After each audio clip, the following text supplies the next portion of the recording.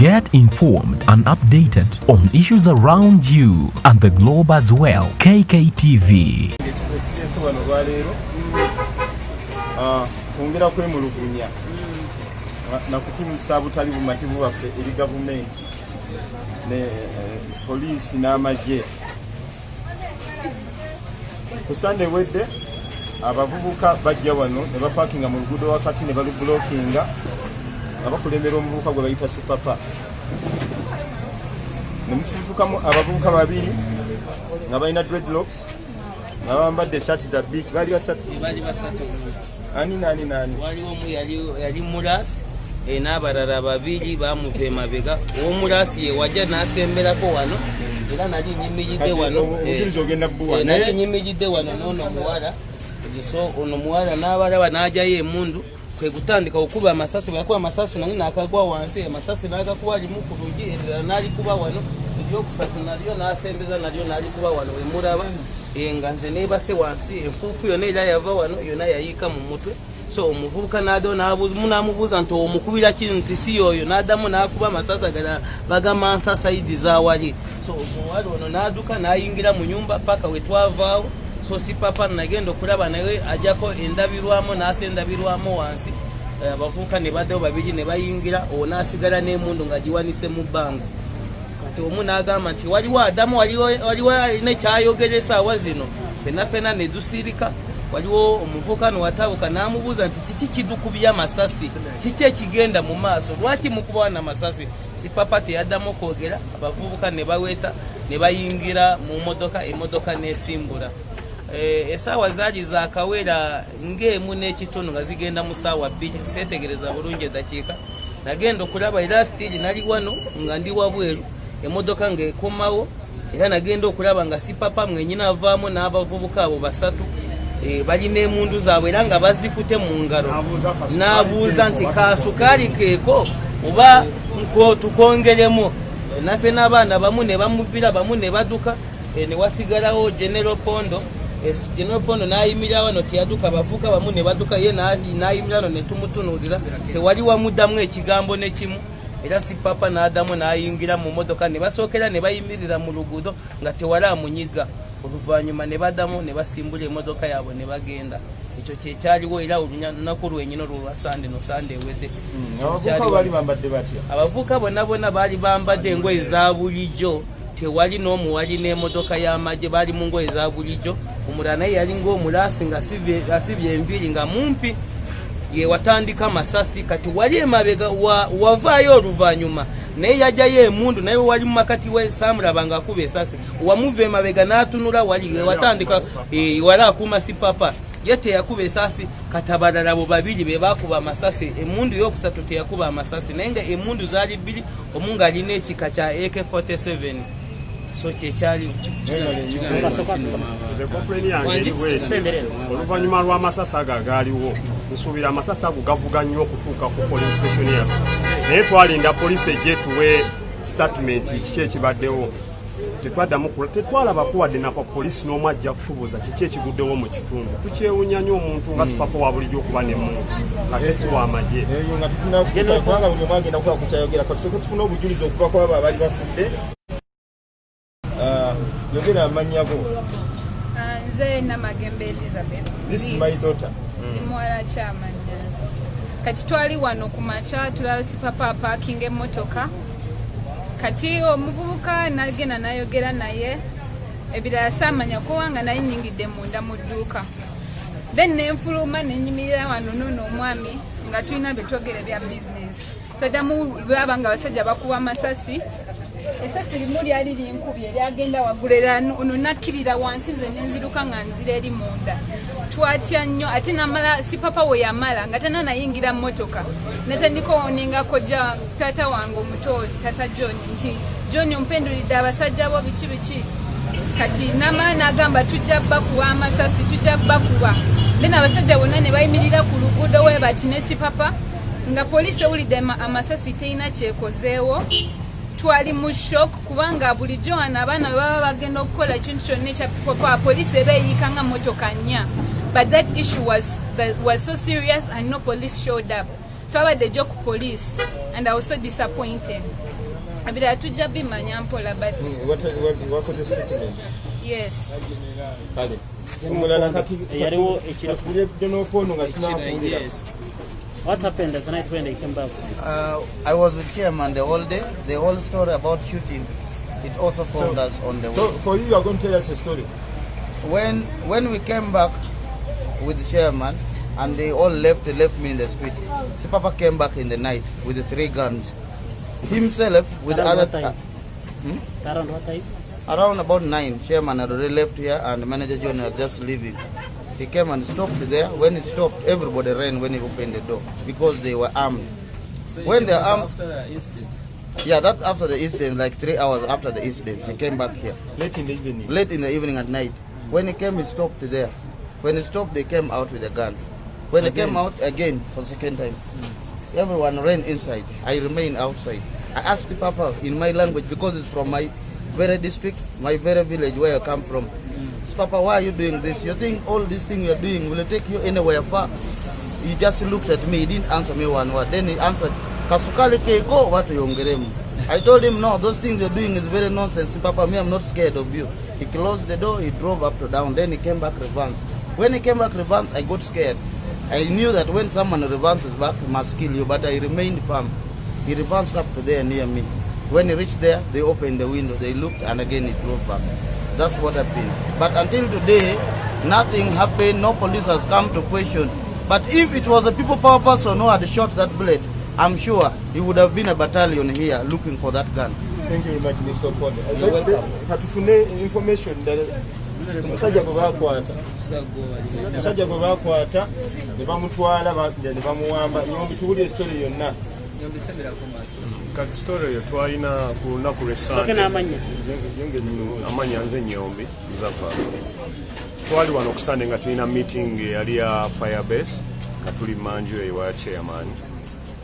Kati si Papa bwe yajja tetwamanya kwa nze nali omu ku bategesi nga ndi up and down. Kati tugenda okuvaayo nga si Papa apaakinze mu kkuba wakati avuma. Okuddamu okwera sisamuwa nnyo obudde nti oba kikikuba nali bizemu. Tugenda okuddamu okuwulira masasi nga kugwa wansi na kudduka. After the meeting ngenda okudda ewaka siina kyemmanyi ntambula nzira ewaka ntuuka ewaka kumpi n'ewaka ndooza bigere nga 3-4 nga ndaba abantu bakuŋŋaanye ne ntya ne ŋŋamba ani afudde wano ewaka we kyesitakola kye simanyi. Kati ngenda okuddamu okuwulira nga bagamba emmundu ye ebeera wano muno wabeera emmundu ye wagitereka. Kati kwe kujja nkola ekindabe ekibabuuza abantu bange ki emmundu. Ngendo tukawo nga waliwo musista wange omuto nga muganga agamba wuuyo gwe mugamba ayina emmundu talina Nyombi talina mmundu. Bagayi kwe kunkyukira mu bubi ennyo kunkubakuba kunkwata kumpakira mu mmotoka. Otuuka mu mmotoka na ekyanyamba nti nasooka nendabako si Papa ate nga n'abantu abakuba amasasi abankwata naye nabalabyeko demiki emisana nga mamanyi feesi zaabwe bulungi. Era siru n'essawa zakakati sobola okugamba nti oyo n'oyo kuba bamanyi bulungi ne si Papa bwe bankwata. Banyingiza emmotoka banvuga banyambula engoye byonna bino ebigere byonna ne babikubakuba bonga eno yonna ne feesi yonna ne bagikubakuba banvuga ne bavuga mmotoka kiro sijja gamba nti bazaalisa ameka oba twagenda ludda kumaze nawuliranga mmotoka ng'ekola ki ng'etambula ne bantwala ku mazzi oba nnyo oba ku nnyanja oba kisaategeera ne baŋŋamba yogera ssente ze bakuwa tugenda kusuulawa. Mazine mugamba si Papa ekirungi famire yange yonna ekoze eki etegedde nti gwanzijeewa ewaka ne ku kyalo kyange kyonna bakitegedde nti Papa yakoze eki yantudde kola kyokola ki kyoyagala nange nenguma nga manyi ekijja kikole ki kijje. Olwamaliza ne banzizaako ki ne banzizaako mask ku face akakookolo ne banyingiza mu ki mmotoka ne banvugera ebbanga eriwera. Kati singenda okuddamu okutegeera nga tuweese ku polisi y'Ekira Road nga banfulumya nga bampa empale nga baŋŋamba yambala eyo empale wanali bwereere ne bankanyuka ku polisi saddamu kulaba ku muntu.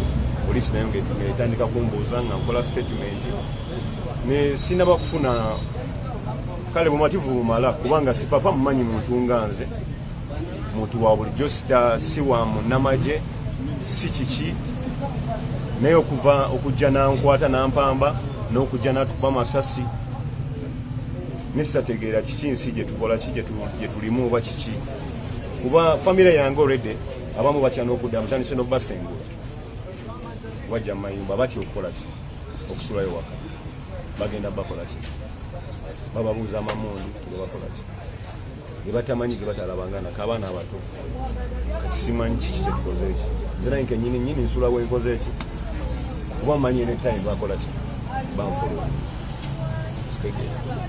kati simanyi gavumenti oba egenda tuyamba etya singa kibadde nti kirala nti kikuteganya oba nti firebase oba people power nsuubira singa abamu amagulu gamenyesi batumenyemenye dda singa ffe twabadde tukoze ekintu eki kwale tulina buyinza tulina mundu tulina kyakola mukaduku wamala ebbanga namalamu ennaku bbiri nasulamu ennaku bbiri bakucyaginga musango ki bankyaginga musango n'empapula zonna nzirina by the way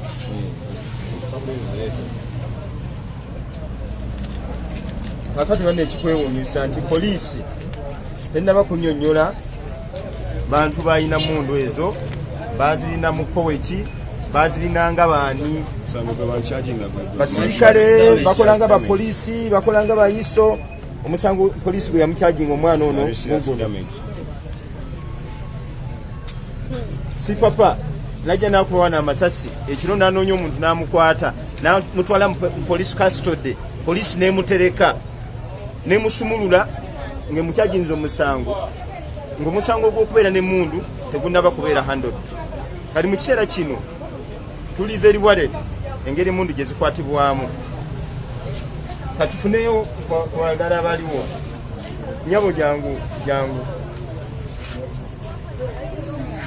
zamanya n'eddoboozi bampita Ibrahim Natuleza ebyaliko emisana ono asinga abyogedde naye nze ebyaliko kiroye sipapa yakomawo n'agulawo enzigi zonna netumulaba bulungi ng'alinamu era abasajja be nga 8 nga bonna era balina emundu ne bagulawo olugi ne bagamba kazukaali keeko oba tongeremu ffe ne tudduka abasinga ye n'asigalawo aliwa General Pondo ye n'asigalawo bye n'alaba ku bisingawo poliisi tennaba kufaayo poliisi tennaba kufaayo paka nga ngenza okutwalayo omusango poliisi tennaba kufaayo kufuna statement z'abantu bano abantu bano statement bandibadde bazitwalayo ku poliisi naye poliisi ekyaganya okubajjako statement n'okutuusa essaawa ya leero bagendayo n'abaana bonna ne batwalayo ne bagamba nti bajja kudda naye buli bagendayo bababuzaabuza tebagala bajjako statement era twewuunya enkola ya poliisi mu kiseera kino oyo osi gwe twalaba yagamba twali tumunyonyola ngeri gye bakubya amasasi n'agamba nti esasi walibaka you grabbed the bullet when it was flying. I wondered how an OC could make that statement on a serious issue. So I'm so disturbed. You have something? Yes, kakati abantu tebamanyi wa wetuyimiridde wano wetuli ekamwokya amanya nze kizaake kino ekizimbe kituliko wetwogerera wano wonna kizimbe kya chairman Nyanzi. It is a private property. Si papata si omu ku batenants abapangisa wano waliwo n'ebikolebwawo ebya National Unity Platform kwaliwo office ya Kampala Central. Si papa si member wa National Unity Platform. Kati omuntu yenna yebuuza si papa yandibadde ajja atya wano n'asalako ekitundu atali tenant n'asalako ekitundu atali member wa National Unity Platform kitegeeza it was an invasion kwegamba bwali bulumbaganyi. In fact security kyandibadde esooka okukola kubanga mulabye ba victims abamu omu muwala wa chairman Nyanzi nemula ba victims abamu bakozi ba wano babeera wano kitegeeza it is a planned what it's a planned move lukwerupange era ndowooza security yandibadde etunuulira nnyo mujjukire temwerabira nti si papa y'omu ku bantu abadde balumba chairman Nyanzi emirundi n'emirundi n'amwogerera kino n'amwogerera kiri so ndowooza nga tebannaba kye bayita preventive arrest okunoonyereza before nga tewannabaawo kibaawo bandibadde batunuulira nnyo ensonga eyo kubanga si ya bulijjo. Ekyokubiri omuntu yenna ng'ayina emmundu emisango egimukyagingibwa omuntu ayina emmundu either mubaamu aggravated robbery, mubaamu murder, mubaamu treason. Buli lwokwata ku mundu bwoti nga toli tokkirizibwa gikwata, toli security operative, egyo gye gimu ku misango eminene gy'obeera nagyo. Twagala kwebuuza si papa emmundu gy'alina eyina license oba teyina license. Bw'ebanga teyina license papa y'omu ku ba security operatives oba si wa security. Bw'abanga si wa security, security erinda ki okujja okubuuza si papa ebibuuzo ebifaanagana bwe bityo. Era ddala kyekiddako tulabye ensonga z'abakitatta mubadde muziraba ebbanga lyonna, tulabye ensonga z'abasajja afaananako bwe batyo. Kitegeeza nti security, bino ebigambo bye mulaba abantu bawandula ne bavuma ba chairman Nyanzi ne bavuma Bobi Wine tebikoma bukomi mu bigambo. Mugenda kutandika obiraba nga mubaamu ebikolwa eby'emmundu ng'ekyo bwe kyakola ki bwe kyali. Ndowooza kintu kyangu nnyo okuva wano we tuli n'okutuuka ku poliisi eyawali Kira Road tewawerawo yadde meters 300. Okuva we tuli wano ku kizimbe kya Nyanzi we baalumba tewawerawo yadde kilometers 300. Okuva wano we tuli ne waggulu wali we batadde ekiddo security weeyimiridde obutakkiriza abantu bayita wano ku luguudo luno tewawerawo yadde meters ebimeka ebibiri. Lwaki ekikolwa ng'ekyo kigenda mu maaso nga tewali kikola ki kibuulizibwako, tewali nteekateeka yonna security gyeraga? Ebyo byonna bibuuzo. Temulowooza nti tetulaba, temulowooza nti bannayuganda tebakola ki tebalaba. Balaba era bategeera. Era ekiriva mu nsonga zino simanyi mwe aba security abayita aba security simanyi kye muli nnyonnyola. Wano Kamiliyoni yajja buzi n'ayitawo wano n'ayingira wali mu kizimbe, twagenda okulaba nga waliwo patrol nnya mu ddakiika 10 kubanga Kamiliyoni avudde eri nga atambula, abavubuka bamugoberedde n'ayingira mu kizimbe kino n'ayita musitwa amanyana gye yayitira. Ne security yasibawo wano okumala ennaku mmeka? Okumala ennaku 2 nga Kamiliyoni yadde atambula butambuzi. Ne kakati essasi nga n'ekituli ky'essasi kikyaliwo mukiraba nga n'enzizi balukubye essasi for sure. Lwaki security tezza kulaga interest wali kutereeza naye n'omusajja mumpi yawona bungi ate omuntu agenda okugwa essasi liba lyatuuse dda. Ogenda okuwulira sawundi y'essasi bwe liba lyerikusse oba lyakubye dda, kati musajja wattu wagenda okugwa ng'essasi lyo lyakoze eki. Obala hayiti eno wazeyimiridde, you can see the range of this bullet. Gapo eriwo. Assuming it is this man who was there, yandibadde mufu. Kati ono omuwala alinako nti namuzaala mumpi naye kyekyamuwonya senga wali muwanvu senga twakuzisa juzi. Naye nze ebiseera ebisinga ndi musajja wabikolwa, ebigambo byange bitera kuba bitono mu nnimi zonna. Ndi musajja wabikolwa kubanga manyi ekikolwa kitizukusa omuntu. Ekisooka omuvubuka oyo ebbanga lyonna lyonna abadde atambulira mu mawulire nga muwulira Nyanzi nga bikwatagana n'omuvubuka oyo baakulira wano bamu ku bavubuka be twakuza wano n'asibuka empisa. Akozesebwa gavumenti okutuprovokinga every time. Yafuna kaadi yaffe y'embaga mu butanwa. Well, ng'omu banne bagimuwa ng'omu ku bantu abaali babeera nabo be bamanyi kubanga bangi abajja ku mukolo ab'ebibiina byonna. Kye yakola yayambala agambalo ga yero ga ovulo najja n'abavubuka 6 ng'azze kulwana kutaataganya mukolo. Bamuyita bw'omu yajja n'abavubuka 6 bakanyama. Ne bajja ku mukolo, omukolo ne gwonooneka, ne tusirika, ne tukyandolinga bulungi. Tuyigiriza abantu empisa mu people power. Abaana tebalwana ku olwo.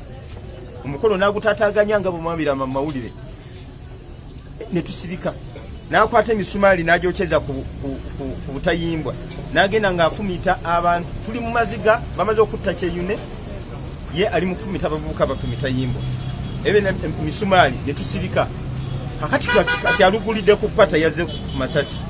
Tetugenda kwetaasa bwetwasi naye tugenda mulumba, tugenda kulumba poliisi bwetafeeyo kubanga bannayuganda balina eddembe okwetaasa bwaba wembere efaanana ku bwe. Kitwewuunyisa okuba nti poliisi ekwata emmundu, poliisi ekwata emmundu neziwa abavubuka ngaabo ne batambula nazo nga za jjenjeero. Twebuuza abantu engeri gye bafa. Poliisi yo kennyini etta abantu baffe kati batandise kuba bayaaye kujja kuba abantu baffe masasi. Kati eno street gye balumbye street yaffe ntuusa okulabula eri poliisi.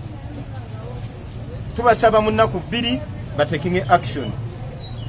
Omuvubuka oyo ne banne bakwatibwe boolesebwe ensi yonna ebalabe. Buli wamu 2 days babalabe wonna bateekebwe mu mbuga z'amateeka bavunaanibwe. Bwe batakikole tugenda kubaako kye tukolawo. Tugenda kunga abantu bonna bekikwatako okubanga poliisi ezuukuka. Omwogezi wa poliisi bulijjo enanga mpuli avaayo ku bintu ebitaliimu omulundi guno sinaba muwulira. Bafulumiza statement ne bagamba nti abavubuka bawano sipapa ya parking ne bajja ne bamulumba ne bakuba endeberwamu y'emmotoka ye ne bajasa. Statement kakati eyo statement ya bugwenyufu. Teri emmotoka zonna ziyita wano ne bayitawo ne bagenda. Teri mmotoka gye bavayo ne bakubandabibwamu. Oyo omuvubuka buli ajja wano okuprovokinga abavubuka beko kye bakola abatte baagala tutta mu muntu. Olwedde Bobi yalina meeting emmanju eno. Situmanyi oba yali tageti ye. Nti bwana bafuluma beefula bakuba amasasi mbutanwa bamugjewo. Tuwuliziganya. N'olwekyo batandika okwebeereramu. Tetulina mungu. Ne tusobola okubeera ab'obulabe kubanga engeri omuntu gy'asobola okusasulamu omuntu yabika bingi nnyo. Abavubuka tukomako bakome wano okubaka ebintu bye bakola. Tukomako bakome. Naye kasita poliisi tekola ku nsonga eyo mbagirawo. Kakati abo basubire ntugenda kutandika okwerwanako. Mu ngeri zonna. Kubanga okulwana si kwa mundu zokka, okulwana kwa bika bingi. Munnayuganda gye banaakoma omunyigiriza n'okukola ebintu eby'ekigwenyifu ebifaananako bwe biti. Kubanga senga baawulira buulizi nti wano waliwo omuvubuka wa People Power ayina emmundu. Senga patro zisiibaawo. Kugamba obugwagwa obw'ekikula ekyo tubukooye. Nusifa abaako nawe kyebagamba. Ffe tukitegedde si papa wa assignment gye baakuwadde yakuzoganya chairman Nyanzi. Tiimu endala nga bwezoganya Bobi Wine. Eyo assignment si papa twagitegedde. Gwe mission yakuweereddwa ku handlinga chairman Nyanzi. Kuba wategedde nti ebintu byonna ebisinga okukolebwa mu People Power. Mobilization byonna chairman Nyanzi yabikola. Naye ffe twagala kulabula. Poliisi ya Kira Road bwe muba nga temusobola mu kaseera kano nga musirise ffe tuli muli kumpi naffe wano. Naffe tugenda kuyungula ebibinja byaffe byonna. Tugenda biyungula. Tugenda kujja okudimandinga okulanga mukutesi papa ajja akola report. Tetugenda kukkiriza an attack on chairman Nyanzi. An attack on chairman Nyanzi oba Bobi Wine is an attack on all of us. Tetugenda kukkiriza kubanga twagitegedde. You want to destabilize chairman Nyanzi aleme concentrating nga balaba timu endala eyabamirizi bwe kutte Bobi Wine twakitegedde era mission tugenda taking katunaffe tugenda taking action. Tetugenda kukkiriza kubanga mutaddewo ebisango bingi nnyo ku Bobi Wine. Mutinkudde kati mpulidde mugamba mu mobile money account yeetaaga kusimanyi ku auditinga mu bintu byonna bye mubbye nga mubbye ettaka mubbye gold mubbye oil. Essaawa zino le mugenda auditinga mobile money yasimanyi yakyagulani. Musooke mu auditing ebyamwe mubbye buli kimu ebyamwe nga tebigenda nga mu audit. Tubalala no weapon shall prosper. Nga etunuulidde Bobi Wine ekyo tukiddamu. Ffe luno olutalo twalwambadde era mwe bannayuganda mbadde mbagamba omutiitiizi mu lutalo luno lusegukire kubanga mugenda kulaba ebitiisa bingi. Bagenda kulipootinga ng'enkyebala Bobi bw'atava mu kooti eno Nyanzi bamuzoganya nga buli kimu bakikoze. Naye ffe tugamba ffe security y'abano bwe baba bazigomya Nyanzi oba Bobi Wine ne tusirika tuba struggle tugiriddemu olukwe. So kati tuvuddeyo bannayuganda mwenamba koowoola luno olutalo lwa sipapa lunene. Mission nkweke erimu nene wano wagenda kugwawo omudiri we mba musirise. Nze newunya poliisi n'owulira essaaso amasasi agasuka mu 2 ne gavugira wano n'otajja wadde okola investigation. So kati mwabalowooza nti kino ekintu kye tulimu kyakuzanya. This is a planned move. Nkole poliisi eri mu lutalo wakati. Bayiso boss muli mu lutalo wakati. Kaka bagenda ne gurupu yammwe musibye wano abasiraamu abatalina na musango ne mubateekako ebisangosango wabula si papa ayina na mundu. Ffe tubawoninze ffe tugenda kufiira mu lutalo luno mpaka basajja mwe nga muvuddeko. Tetugenda kuddiriza bwe mulabanga naffe abakazi tuvuddeyo kubanga ebyokutiisa twabimaze oyo twewaddeyo tugenda kufa nga tugezaako tetugenda kukkiriza fujjo si papa ne gurupu yo tugimanyi nene naye kati kino kikyali kituuza tubawadde obudde butini nnyo si papa ng'ogenza ekiralo kukira poliisi nga bakukuta either bwe kigaana nkowola gurupu si zaffe zonna uganda yonna tugenda kwekungano mpaka ku kiralo mpaka nga bakuta si papa nze General Nusifa Nakato Commander Land Force the people power omanyi akasembayo waliwo enjogera gye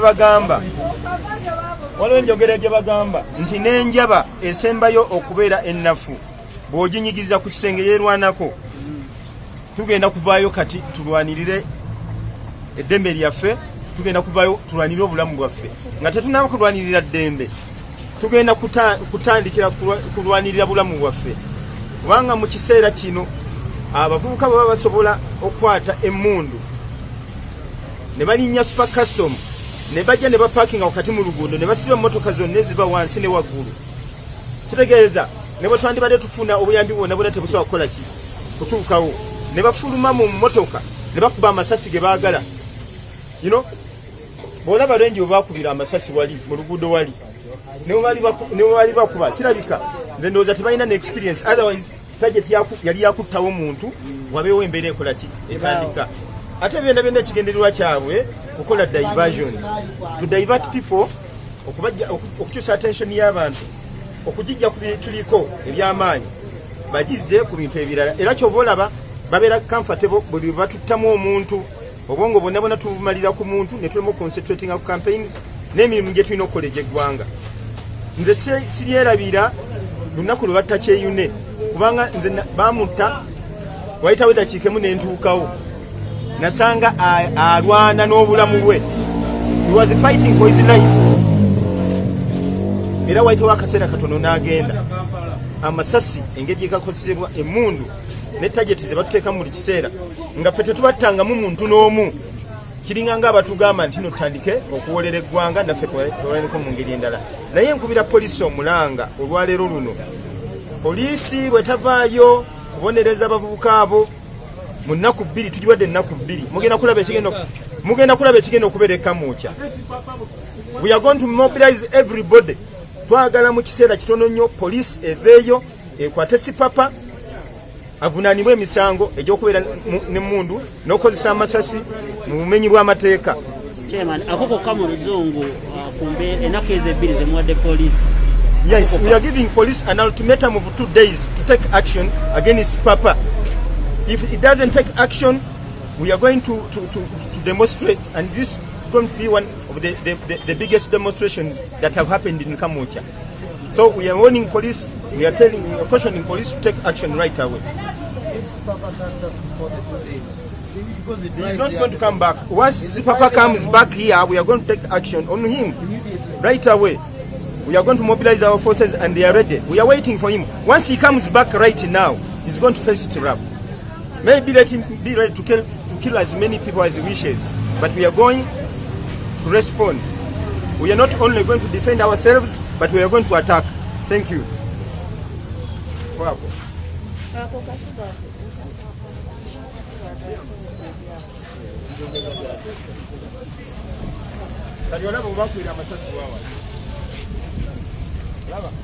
Bosi vaya. Era kati wano sipapa bali banonyawo ki. Nozora bari. Egeza senga yakako wansi wali. Yeri akuwa omuntu butereevu. Kiraba. Senga yakako wansi wali kati mundu baba bali bakwate wano kola bakuwa. Senga bakako wansi wali. It's a different case now. Kweba zakatonda ndiswafi babulamu.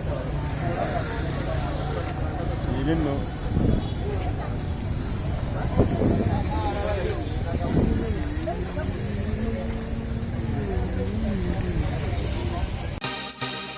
Thank you for subscribing to KKTV.